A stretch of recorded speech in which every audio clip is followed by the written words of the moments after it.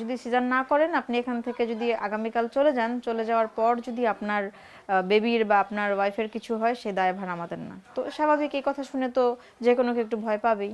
দেন ভোরে আমার সিজার হয়ে যায়, এই আর কি। তো তখনও বুঝি নাই যে আসলে কত বড় ভুল একটা ডিসিশন নিতে যাচ্ছি। সাদিয়া আফরিন, স্বাভাবিক প্রসবের তীব্র ইচ্ছা থাকলেও শেষ সময়ে সিজারিয়ানে যেতে হয় তাকে। অস্ত্রোপচারের পর এখন তিনি ভুগছেন শারীরিক বিভিন্ন জটিলতায়। প্রচণ্ড ব্যাক পেন হয়। এমনও হয় যে রাতে যখন আমি শোয়ার পর আমাকে দেখা যায় আমার হাজব্যান্ডের হেল্প নিয়ে আমাকে আরেক সাইডে হতে হচ্ছে। আগের মতো কাজ করতে পারছি না, এই প্রবলেমগুলোই হচ্ছে। আর তলপেট স্থূলতা তো বেড়ে গেছে আগের থেকে।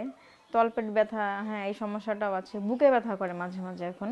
সোনিয়ার গল্পটাও একই। প্রসব বেদনা নিয়ে হাসপাতালে ছুটে যান এই গৃহবধূ। 10 দিন আগে সিজারিয়ানের মাধ্যমে সন্তান প্রসবের পর গুরুতর ইনফেকশন নিয়ে সঙ্গী অসহ্য যন্ত্রণা। সিজারের পরেই তো শিলি কাটাইতে আইসি, পরে ইনফেকশন ধরা পড়ছে। এখন শিলি পুরা খুইলা দিছে, খুইলা বলছে কি যে হারা ড্রেসিং করব। প্রসূতি মায়ের কষ্ট কিছু কিছু ক্ষেত্রে সন্তানের স্বাস্থ্য ঝুঁকি আর নিশ্চিতভাবেই বেশি খরচের ধাক্কা। এরপরও সিজারিয়ান পদ্ধতিতে কেন বাড়ছে সন্তান প্রসবের প্রবণতা? মায়েদের কাছেই মিলছে এই প্রশ্নের উত্তর।